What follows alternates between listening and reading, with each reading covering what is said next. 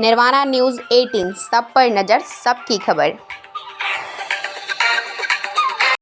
नमस्कार, मैं प्रियांशु सिंह और आप देख रहे हैं निर्वाणा न्यूज़ 18। 14 जुलाई 2023 को चंद्रयान की सफल लॉन्चिंग हुई और इस खबर को सारे मीडिया वाले ने प्राथमिकता से दिखाया। लेकिन क्या लगता है आपको, ये सफ़र इतना आसान था? चंद्रयान से चंद्रयान 3 तक का सफ़र कब और कैसा रहा, आज हम इसी विषय पे चर्चा करेंगे। 15 अगस्त 2003 को तत्कालीन प्रधानमंत्री अटल बिहारी वाजपेयी ने चंद्रयान मिशन की घोषणा की। विज्ञान के क्षेत्र में भारत एक ऊंची उड़ान लेने के लिए तैयार है। मुझे ये बताने में बड़ी खुशी हो रही है कि भारत चंद्रमा पर अपना अंतरिक्ष यान भेजेगा। इसका नाम होगा चंद्रयान प्रथम। उस समय ये मिशन मात्र एक सपना था, लेकिन आज हम इस सपने को साकार होते हुए देख रहे हैं। 22 अक्टूबर 2008 को चंद्रयान 1 ने श्री हरिकोटा के सतीश धवन अंतरिक्ष केंद्र से उड़ान भरी और इस तरह से आगे बढ़ा हमारा चंद्रयान मिशन। 14 नवंबर 2008 को चंद्रयान 1 ने चंद्रमा के दक्षिणी ध्रुव के समीप पहुंचकर दुर्घटनाग्रस्त हो गया, लेकिन उसने चंद्रमा की सतह पर मौजूद पानी में अणुओं की मौजूदगी की पुष्टि की। 28 अगस्त 2009 को इसरो के अनुसार चंद्रयान 1 कार्यक्रम का अंत हो गया। 22 जुलाई 2019 को श्री हरिकोटा के सतीश धवन अंतरिक्ष केंद्र से चंद्रयान 2 का प्रक्षेपण हुआ।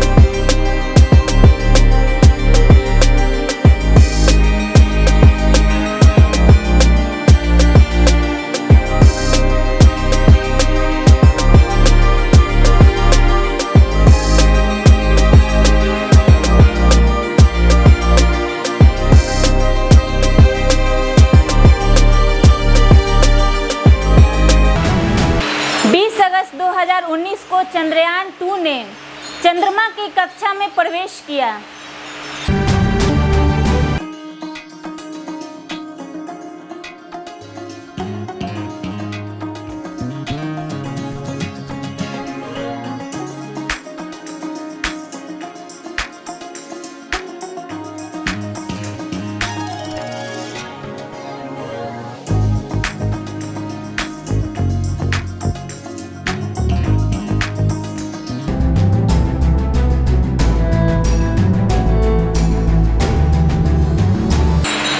सितंबर 2019 को चंद्रमा की ध्रुवीय कक्षा में चांद का चक्कर लगाते वक्त लैंडर विक्रम अलग हो गया।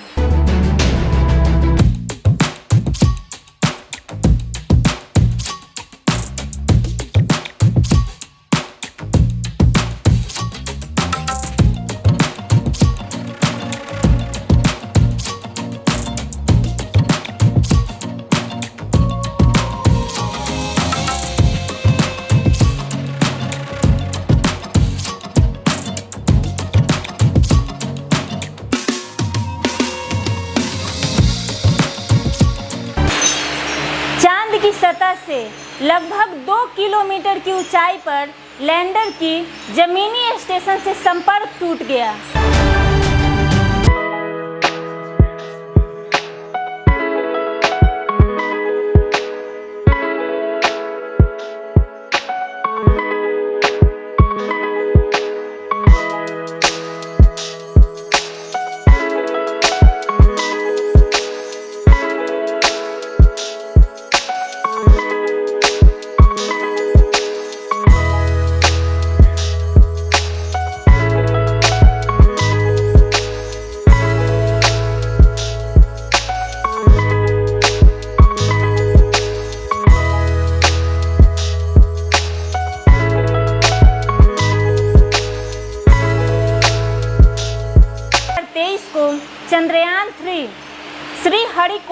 सतीश धवन अंतरिक्ष केंद्र से उड़ान भरी। 23 या 24 अगस्त तक चांद की सतह पर सॉफ्ट लैंडिंग की उम्मीद है।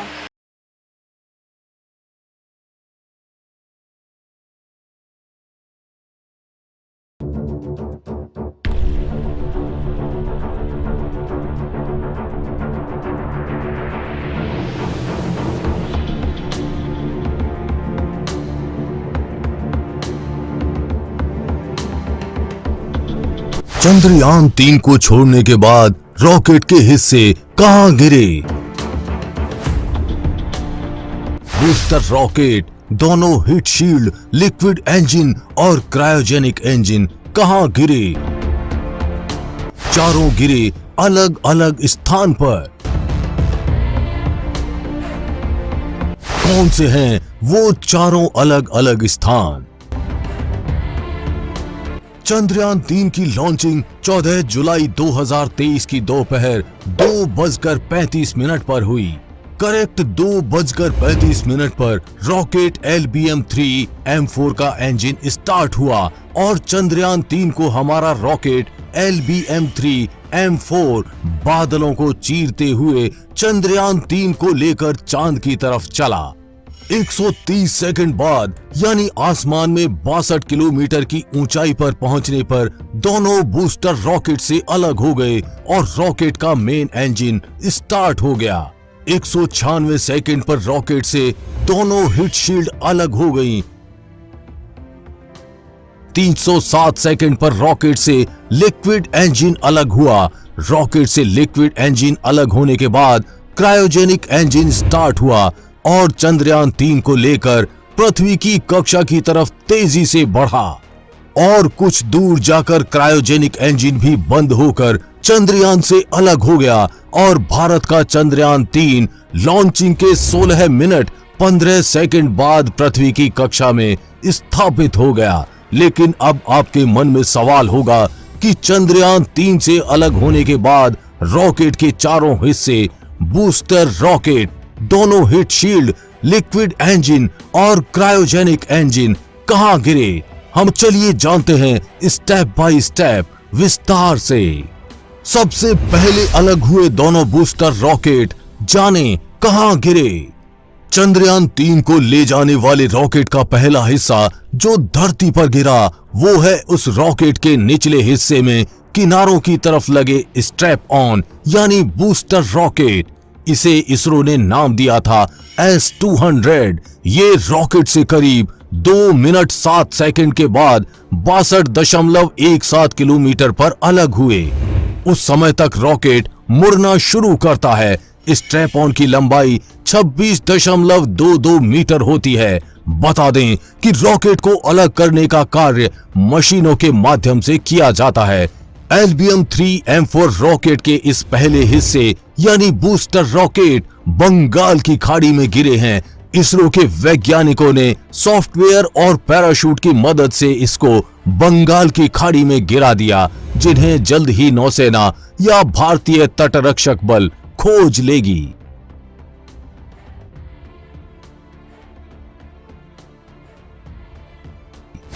दूसरे नंबर पर अलग हुए दोनों हीट शील्ड कहां गिरे?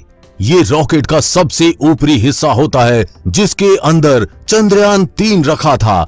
इसे इसरो ने नाम दिया था हीट शील्ड यानी रॉकेट के सबसे आगे का हिस्सा।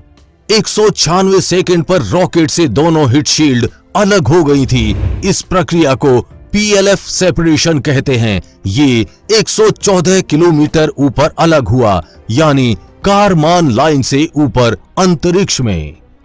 वहां पर ग्रेविटी का असर कम होता है। असल में जीरो ग्रेविटी होती है।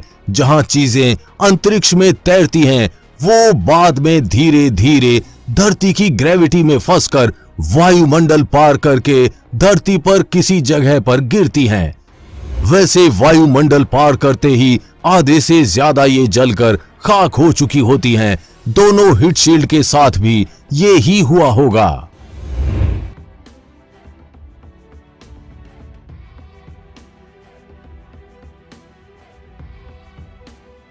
तीसरे नंबर पर अलग हुए लिक्विड इंजन या मेन इंजन कहां गिरा? ये रॉकेट का लिक्विड स्टेज इंजन है जिसे L110 कहते हैं। ये रॉकेट का मुख्य इंजन है। इसने चंद्रयान 3 को 175 किलोमीटर की ऊंचाई पर पहुंचाकर छोड़ दिया। इस समय रॉकेट को लॉन्च हुए करीब 5 मिनट हो चुके थे। वो अब अंतरिक्ष में तैर रहा है। कुछ समय बाद वो धरती की ग्रेविटी में आकर जमीन पर गिरेगा। इसरो के वैज्ञानिकों ने सॉफ्टवेयर और पैराशूट की मदद से इसको समुद्र में गिरा देंगे।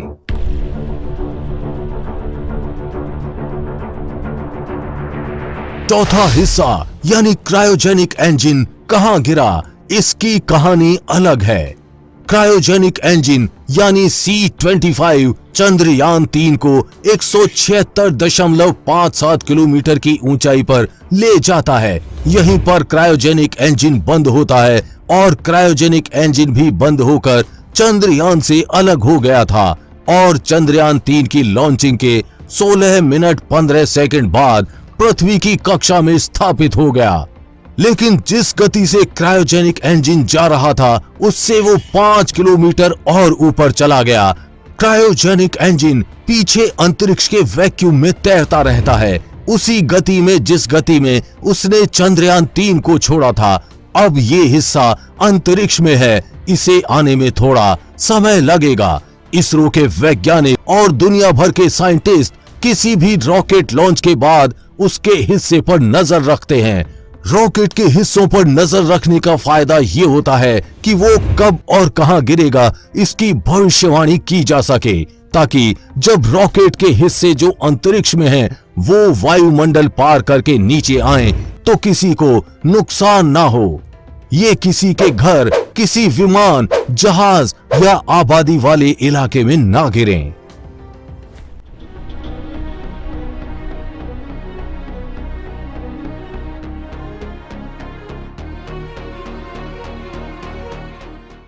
हम उम्मीद करते हैं कि आपको ये जानकारी अच्छी लगी होगी और अगर आपका भी कोई सवाल है तो हमें कमेंट बॉक्स में लिखकर जरूर बताएं। हम अपनी वीडियो के माध्यम से आपके सवाल का जवाब देने का प्रयास करेंगे।